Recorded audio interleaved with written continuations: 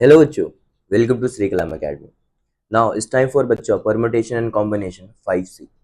Without wasting of time, starting with that part. देखो बच्चा, permutation वाला पार्ट हमने कर लिया था. अभी हम क्या स्टार्ट करने वाले हैं? combination वाला पार्ट. ठीक है. When we talking about the combination वाला पार्ट, combination का मतलब मैंने क्या बताया था बेटा प्रीवियस वीडियो में? selection. सही बात है. क्या होता है इसका मतलब बेटा? selection. तो हम लोग क्या करने वाले हैं? एन डिफरेंट ऑब्जेक्ट्स में से आर ऑब्जेक्ट्स को सेलेक्ट करने वाले हैं. उसको हम क्या बोलने वाले हैं? कॉम्बिनेशन. तो कुछ डिफरेंट फॉर्मूला से बस वो आपको याद रखना. बाय द वे आपको मैं टिप्स एंड ट्रिक्स तो बताऊंगा ही, तो इतना रटने की जरूरत है नहीं. आपने कभी मैथ्स नहीं पढ़ा, कोई बात नहीं, आप ये वीडियो देखिए. इतना जो पार्ट मैंने लिखा इतने पार्ट में पूरा 5C और इसके बाद वाला पार्ट भी करा दूंगा. देखो कॉम्बिनेशन में क्या बोलते हैं बेटा? कॉम्बिनेशन का फॉर्मूला होता है NCR equal to N factorial upon N minus R factorial into R factorial. Sir चलो ठीक है, फॉर्मूला नहीं याद रहा, फॉर्मूला याद रखना बच्चा. टाइम बचता है चीजों को करने के लिए. मैं इसका ट्रिक भी बता देता हूँ. फॉर एग्जाम्पल आपके पास N4 है, C2 है. इसको डायरेक्टली कैसे कैलकुलेट करोगे? फॉर एग्जाम्पल आपने क्या किया, ये वाला नंबर कितना है? 2 है. तो 2 टाइम्स इसको फैक्टराइज करो, 1 तक लेके जाओ. तो दो बारी अगर 5 बाय चांस अगर यहाँ पे 3 होता तो 3 2 1 लिखते हैं. जितनी बार नीचे वाले नंबर को फैक्टराइज किया है उतनी ही बार ऊपर वाले नंबर को फैक्टराइज करना है. तो 4 और 3 लिखेंगे. बस 2 बार कर दिया और यहाँ से ये सिंप्लीफाई किया, 2 3 2 6, आंसर मिल गया बेटा. समझ में आया? बाय डिफॉल्ट अगर आपको जैसे 5C3 लिखा हुआ तो मैं क्या करूंगा, यहाँ नीचे वाले नंबर को 1 तक लेके जाऊंगा और ऊपर वाले नंबर को भी 3 बार सिंप्लीफाई करूंगा. क्लियर है? 3 3 कैंसिल हुआ, 2 2 यहाँ से कैंसिल हुआ, 5 2 10. मिल गया आंसर बेटा. सिमिलरली ऐसे डायरेक्ट आंसर निकालेंगे. फॉर्मूला हम लोग कल बस याद रखना है आपको. दूसरा क्या एक स्टैंडर्ड फॉर्म है बेटा, ये वाला NCR equal to NCN minus R. इस दोनों इक्वल होते हैं बेटा, करके देख लेना. अभी आगे हम करने वाले हैं. NC01 होता है, NCN1 होता है बेटा. ठीक है. अब ये जो मैं आगे बताने जा रहा हूँ प्लीज इसका अच्छे से लिख लेना बेटा, इतना ही इनफ है. Total number of ways in which it possible to groups of taking some of all N things. मतलब ऐसा देखते हो ना, एटलीस्ट जैसे आपने दुकान पे गया और मुझे बोला कम से कम मुझे 5 चॉकलेट्स दे दो, तो ज्यादा से ज्यादा आप कितनी भी ले सकते हो. कम से कम, सम और ऑल. सम और ऑल बोल लो. कम से कम मतलब या तो कम से कम इतना चाहिए ही चाहिए और बाकी कुछ भी चाहिए होगा. ऐसी कोई सिचुएशन आएगी तो 2n-1 डायरेक्ट यूज करेंगे. ठीक है, without wasting of your time.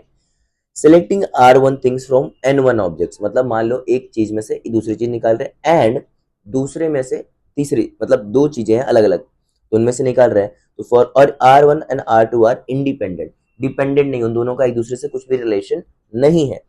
इस that situation we use this formula. Clear है बेटा? And we have the few other formulas. ये स्टैंडर्ड फॉर्म से बेटा अगर ऐसा लिखा हुआ है तो हम ऐसे इसके इक्वल लिख सकते हैं. ठीक है, ऐसे रिलेटेड, सॉरी, इससे रिलेटेड हमारे पास ऑलरेडी ऐसे सम्स है बेटा. एनपीआर ये भी एक स्टैंडर्ड फॉर्म है, फॉर्मूला ही हमारे पास गिवन है.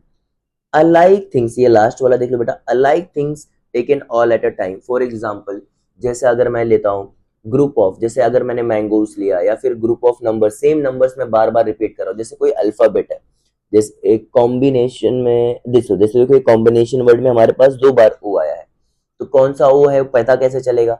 तो सेम कॉम्बिनेशन के लिए जितने भी कॉम्बिनेशन आएंगे वो सेम नंबर से डिवाइड कर देंगे. जैसे ओ एक बार रिपीट हो रहा है तो उसको हम डिवाइड कर देंगे 2 फैक्टोरियल से. समझ में आया बेटा? जो भी रिपीट हो रहे हैं वर्ड्स. क्लियर है?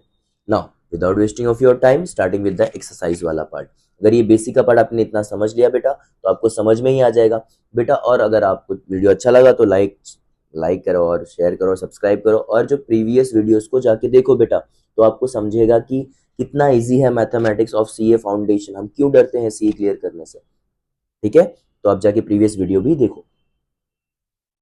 क्वेश्चन नंबर 1 बेटा, S V set question number 1 बहुत ही समय. देखो अगर आपने देखोगे यहाँ पे एन सेम है और जो आपका आर है वो 4 है, यहाँ पे 3 है बेटा. क्लियर है? अगर आपको ऐसे सम्स करना है तो इजी वे में आप क्या करोगे, मैंने आपको फॉर्मूला बताया. क्या फॉर्मूला बताया बेटा? N C R plus N C R minus 1 equal to N C R, sorry N plus 1 C R. Clear है? तो यहाँ पे एन में अगर मैं 1 ऐड करूंगा तो क्या हो जाएगा बेटा? 12 प्लस 1 13. 13 सी आर कितना है मेरे हमारे पास बेटा? R which is nothing but the 4. 13 C 4 calculate करेंगे बेटा तो आपको, सॉरी 13 सी 4 कैलकुलेट करेंगे तो बेटा आपको मिलेगा 715.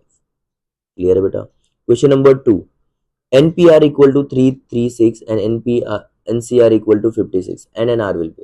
देखो ये एन एन आर वैल्यूज रख के देखो बेटा. 3p2 तो कितना मिलेगा बेटा 3 2 तो ये ऑप्शन नहीं होगा, क्लियर है। 8 3 तो 8p3 तो 8 × 7 कितना हो जाएगा 56। 56 × 3 करके देखो बेटा, मैं तो एनसीआर में रख देता हूँ ताकि वैल्यूज इजी हो कैलकुलेट करना, समझ में आया बेटा। तो उसमें रखो और वैल्यूज को देखो कौन कौन से ऑप्शंस हमारे पास आ रहे हैं, क्लियर है। अगर आप मल्टीप्लाई करोगे बेटा देखो 8 को और यहाँ पे वैल्यूज रखोगे 8 और 3 तो आपको 336 मिलेगा, सॉरी 336 मिलेगा। और यहाँ पे भी आप एनसीआर 8c3 रखोगे तो बेटा तो 8 × 7 विच इज नथिंग बट और इंटू 1 तो सेम टाइम हो जाता है बेटा 56 मिल जाएगा। तो option number B is the right answer. Question number 3, if 18cr equal to 18cr plus 2 use a reverse method, हमें इसकी वैल्यू चाहिए। हाँ बेटा बी केयरफुल, हाँ पहले इसको सिंप्लीफाई करना पड़ेगा, समझ में आया, नहीं तो आपने डायरेक्ट ऐसा आंसर लिख दिया तो रॉन्ग हो जाएगा की बात है। अब ध्यान से देखो बेटा, ये इस हमारे पास आंसर क्या आएगा 18cr है, 18cr प्लस 2 है। तो फॉर्मूला अब देखो 18cr कॉम्बिनेशन में कैसे लिखते हैं बेटा, यहाँ पे देखो इस पार्ट को मैं सिंप्लीफाई कर देता हूँ। कैसे लिखोगे बेटा 18cr equal to 18cr plus 2, clear है बेटा, पक्की बात है। एक फॉर्मूला क्या होता है बच्चा, अगर ये n इक्वल है तो हम r इसके इक्वल ऐड करके लिख सकते हैं। तो क्या होता है फॉर्मूला, देखो मैं बता देता हूँ बेटा, a प्लस मतलब जो यहाँ का ये डिनोमिनेटर है और इसका जो वैल्यू दोनों को ऐड करके इक्वल टू n लिखते हैं, क्लियर है। तो ये और ये वैल्यूज क्या है हमारे पास r प्लस 2 इक्वल टू 18, तो 2r इक्वल टू 18 माइनस 2 तो 2r equal to 16, r equal to 8, r 8 मिल गया। तो 8c यहाँ पे हमें क्या चाहिए 8, देखो r 8 मिल गया तो 8c5 क्या होगा बेटा, कैलकुलेट करके देखेंगे विच is nothing but the 56। Question number 4 बेटा, ये सम गिवन है और ये पूरा पार्ट गिवन है। मैं इसको इसका इजी में बता देता हूँ बेटा इक्वेशन क्या आएगा। देखो आप इसको सिंप्लीफाई करोगे, देखो ये दोनों इक्वेशन गिवन है, दोनों इक्वेशन को पहले अगर मैं लिखूंगा तो देखो बेटा फोर्थ वन का सॉल्यूशन यहाँ पे बता रहा हूँ।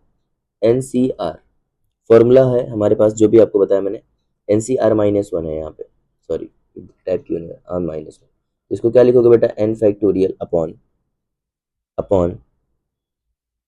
r-1 factorial n minus r plus 1 factorial equal to क्या हो जाएगा बेटा, जो भी टर्म गिवन है हमारे पास क्या गिवन था 56। ये सिमिलरली एनसीआर 28 का भी लिखना है, एनसीआर इक्वल टू 8 का लिखना, पहले ये दोनों को डिवाइड करना फिर दूसरे और तीसरे टर्म को डिवाइड करना बेटा, दो इक्वेशंस मिलेंगे दोनों को सॉल्व करना, 1 और 2 को सॉल्व करना, दोनों उसका आंसर सिंप्लीफाई करोगे आंसर मिल जाएगा। इससे बेस्ट पार्ट क्या है बेटा, रिवर्स मेथड का यूज करो, क्लियर बात है। अगर मैं n की वैल्यू 8 रखता हूँ और r की वैल्यू देखो, r की वैल्यू मैं क्या रखता हूँ 6 रखने की ट्राई करता हूँ, ठीक है। तो देखता हूँ मेरा आंसर सिंप्लीफाई होता है क्या, मतलब देखो r can not be greater than n, तो हम रिवर्स मेथड कर रहे हैं। n की वैल्यू मैं 8 रखा और इसकी वैल्यू मैंने मतलब यहाँ पे 7 रखता हूँ, तो ये 8c क्या हो जाएगा 6, ठीक है। r की वैल्यू मैंने क्या रखी बेटा 7 रखी, तो यहाँ पे 6 हुआ है, तो इसका आंसर क्या आएगा 8, नीचे वाले को कितने टर्म तक सिंप्लीफाई करोगे 6 5 4 3 2 इंटू 1, और यहाँ ऊपर वाले को भी देखो बेटा ये कैंसिल करोगे 4 3 तो आपको 56 तो नहीं मिलेगा, क्लियर है, नहीं मिलेगा, एनी हाउ नहीं मिलेगा बेटा, समझ में आ रहा है।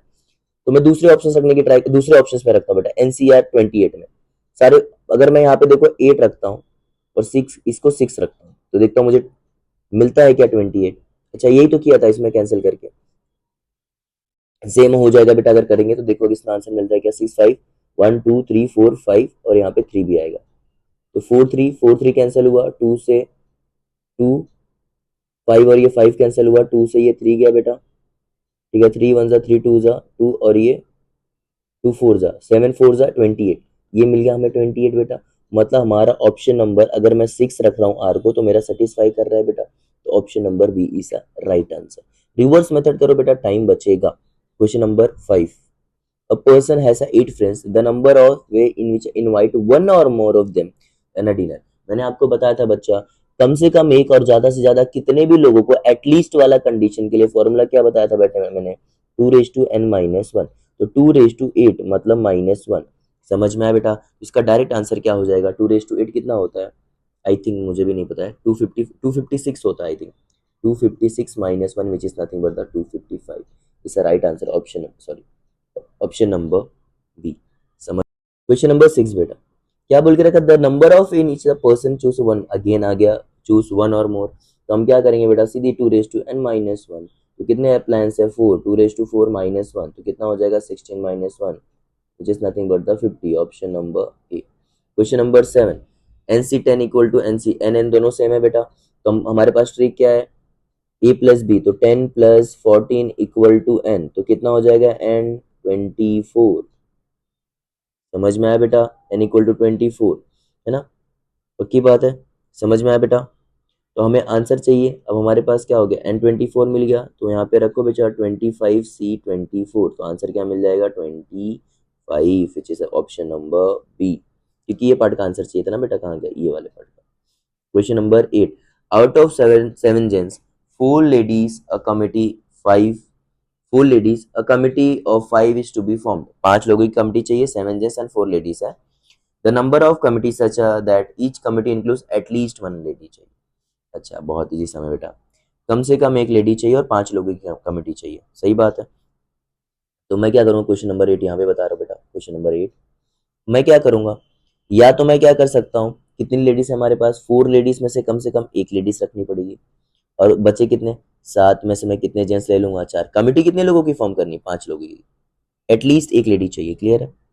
या तो मैं क्या करूँगा, 4 में से 2 लेडीज ले सकता हूँ, और 7 में से 3 जेंट्स ले सकता हूँ, या फिर मैं क्या करूँगा, 4 में से 3 लेडीज लूंगा और 7 में से 2 जेंट्स लूंगा, एटलीस्ट चाहिए ना बेटा ये कम से कम, तो फिर एक ही हो गया, और एक लास्ट कॉम्बिनेशन क्या बनेगा बेटा, या तो मैं 4 में से 4 लेडीज ले लूँ और 7 में से 1 जेंट्स ले लूँ, तो आप इसको जब कैलकुलेट करोगे बेटा तो आपको आंसर मिलेगा which is nothing but the 441।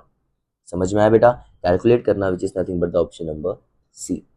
Question number 9, 28 to R reverse ratio to 24C24 minus R is to 22 to 25 minus 11, मतलब रेस टू 11। देखो बेटा, आप इसको फॉर्मूला वाइज भी कर सकते हो और रिवर्स मेथड भी कर सकते हो। अगर मैं R की वैल्यू 7 लेता हूँ, अगर मैं R की वैल्यू 7 लेता हूँ, देखो यहाँ पे रख के दिखाता हूँ मैं बेटा, तो मतलब 28C मतलब 14 अपॉन सेम आएगा बेटा 24C, 2 7 ये क्या हो जाएगा बच्चा 14 - 4 ये 10 हो जाएगा। ये दोनों को देखो निकालना बेटा, आपको सिंप्लीफाई करने पे 225 अपॉन 11 मिलेगा, is nothing but the option number ए। ठीक है बच्चा। Question number 10, the number of dial in a decagon, तो बेटा यहाँ पे ऑलरेडी हमारे पास सेम फॉर्मूला ही दे के रखा हुआ है कि नंबर ऑफ डेकागन कितने होंगे, तो आप जब इसमें फॉर्मूले में यूज करोगे बेटा, यहाँ पे formula 1/2 n into n minus 3 you get a 35। समझ में आया बेटा। Question number 11, there are 12 points in a plane which are 5 are a collinear, the number of triangles. बेटा एक बात बताओ, कोलिनियर का मतलब क्या होता है, कोलिनियर पॉइंट का, कोलिनियर पॉइंट का मतलब क्या होता है बेटा कि एक मतलब एक लाइन में होना चाहिए। कितने पॉइंट है कोलिनियर, ट्रायंगल बनाने के लिए कितने पॉइंट्स लगते हैं बेटा, 12 पॉइंट से 12 में से 3 पॉइंट लगेंगे ट्रायंगल बनाने के लिए, बट दिक्कत क्या है उसमें से 5 कोलिनियर है, तो मैं क्या कर रहा हूँ 5C3 निकाल दे रहा हूँ बच्चा, ये जो मैं कोलिनियर वाले पॉइंट से निकाल दे रहा हूँ, 5 में से ट्रायंगल बनाने के लिए 3 चाहिए, 5C3 टोटल पॉइंट्स 12 में से, तो जो ट्रायंगल नहीं बनने वाले उन पॉइंट्स को निकाल दूंगा बेटा। समझ में आया, क्लियर है। तो अगर आप इसको निकाल दोगे तो आपके पास इजीली क्या हो जाएगा बच्चा, अगर आप इसको सिंप्लीफाई करोगे you get a 210, which is nothing but the option number C. क्या बोला मैंने बेटा, 12 points in a plane which 5 are a collinear, तो कोलिनियर पॉइंट्स हम ट्रायंगल तो बना नहीं सकते, तो कोलिनियर पॉइंट्स को निकाल दिया और बस टोटल में से कोलिनियर पॉइंट्स को निकाल दिया, तो we get a remaining once.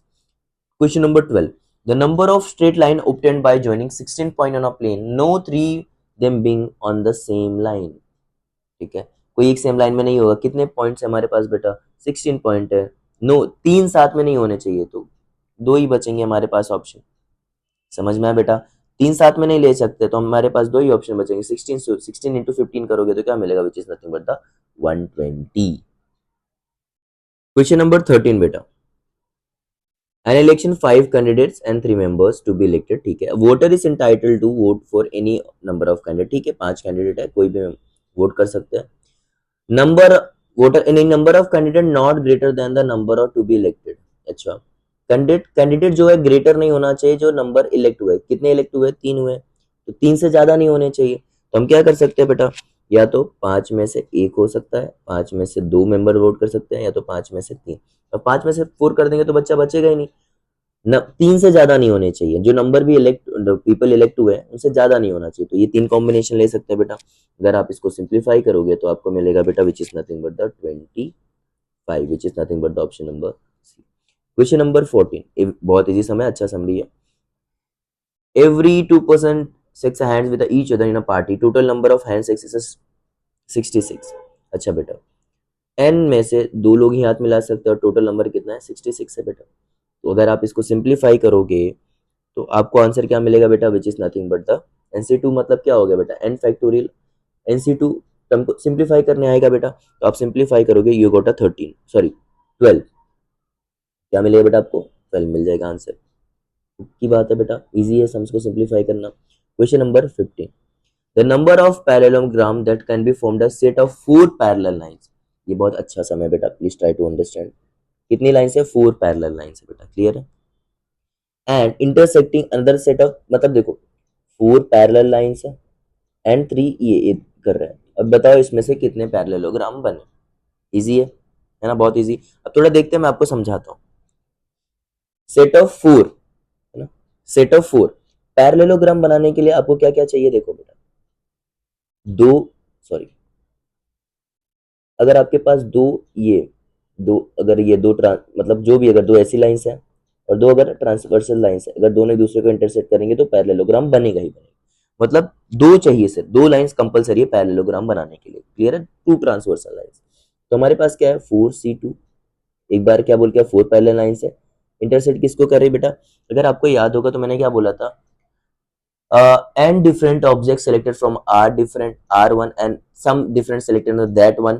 Formula लिख के दिया स्टार्टिंग बेसिक में बेटा, तो उसका ही फॉर्मूला 4C2 और 3C2, और दोनों R1 एंड R2 इंडिपेंडेंट होना चाहिए, क्लियर है। ये सेम फॉर्मूला यूज करते हो बेटा, which is nothing but the 6 into 3 which is 18, clear है बेटा, which is option number B.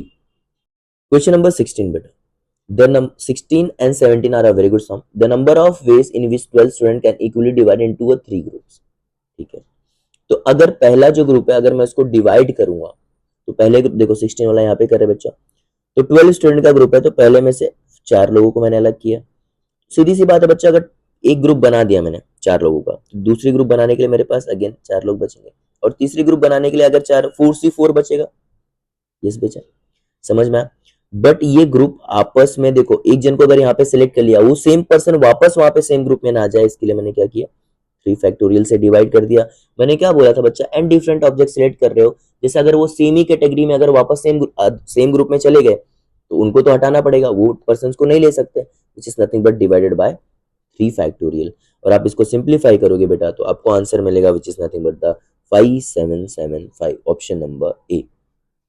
Starting with the question number 17, the number of ways in which 15 mangoes can equally divided among 3 students। अब देखो इसमें 2 category है, वहां पे सिर्फ student को 3 ग्रुप में डिवाइड कर रहे थे, यहाँ पे ग्रुप में भी डिवाइड कर रहे हैं और 15 मैंगोज भी डिवाइड कर रहे हैं ऑन पर्टिकुलर पर्सन। क्लियर है, ट्राई टू अंडरस्टैंड बेटा, बहुत इजी समय, बस दिमाग में रखना।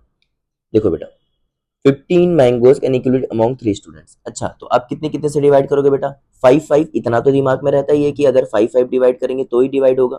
तो 15 लोग थे बट इक्वली डिवाइड और सेम पर्सन रिपीट ना, उसके लिए क्या करोगे 5 फैक्टोरियल 5 फैक्टोरियल 5 फैक्टोरियल, क्योंकि तीनों ग्रुप में डिवाइड हो बच्चा।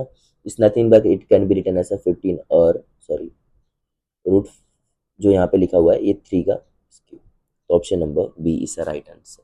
समझ में आया बेटा, तो सॉरी यहाँ पे 15 फैक्टोरियल, तो ये टर्म्स याद रखना बेटा, ठीक है। तो 15 फैक्टोरियल है बट बेटा हम लोग सेम कॉम्बिनेशन बार बार ना आ जाए, अगर एक मैंगो एक पर्सन को मिल गया तब भी वो वापस रिपीट नहीं होगा, इसके लिए वो सेम कॉम्बिनेशन को डिवाइड कर दिया मैंने।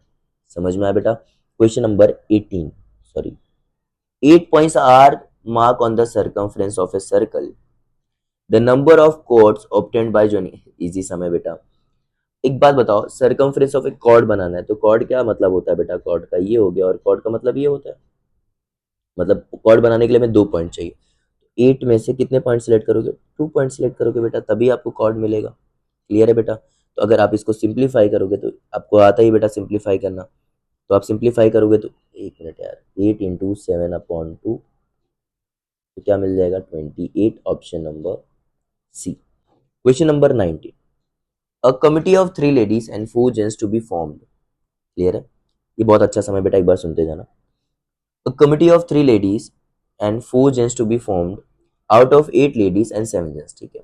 Mister X refuse to serve in a committee in which mister Y is a member, the number of X. देखो इसको बहुत इजी तरीके से कर सकते हो, क्या करो, वो हमें पता नहीं है ना कि जो कमिटी थ्री लेडीज की फॉर्म करनी है, तो एक मेथड ये है कि आप क्या करो, टोटल कॉम्बिनेशन कैलकुलेट कर लो। क्या करो बेटा, टोटल कॉम्बिनेशन कैलकुलेट कर लो। एक ऐसा निकालो कॉम्बिनेशन की टोटल कितनी कमिटीज फॉर्म होंगी, उसमें से माइनस कर दो कि इसमें एक कॉम्बिनेशन ये ले लो कि टोटल कॉम्बिनेशन, और एक कॉम्बिनेशन ये ले लो कि जिसमें एक्स और वाई साथ में आते हैं।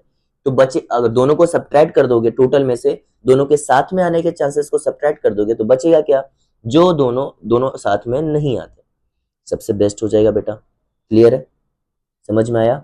और ना नहीं तो अदर वे क्या बनता है बेटा, वो सबसे बेस्ट वे है मेरे हिसाब से। अब या तो क्या हो गया, आप ये कर लो बेटा, 3 लेडीज 4 जेंट्स है, 8 लेडीज एंड 7। 8 लेडीज में से मैंने क्या किया, जो मिस्टर पर्सन थे उनको निकाल दिया, ठीक है। तो यह 7C2 में से एक पर्सन सेलेक्ट कर सकते हैं।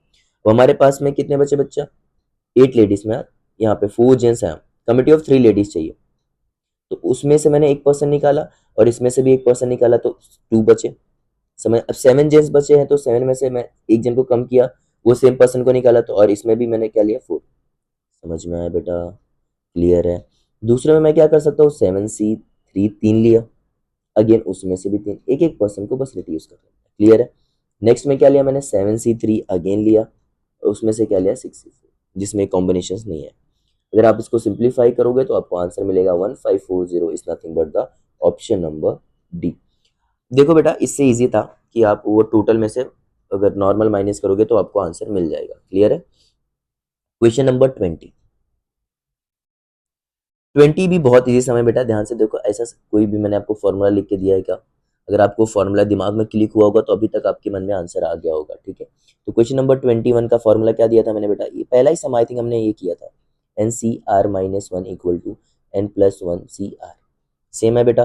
तो मैं ये देखो n की जगह दो, n है यहाँ पे, ये N+1, और यहाँ पे देखो 499, तो टर्म्स का आंसर क्या मिलेगा बेटा, which is nothing but the 500C92। अगर आप इसको 92 हो गया बेटा, सिंप्लीफाई करोगे तो n क्या मिल जाएगा बेटा आपको 499।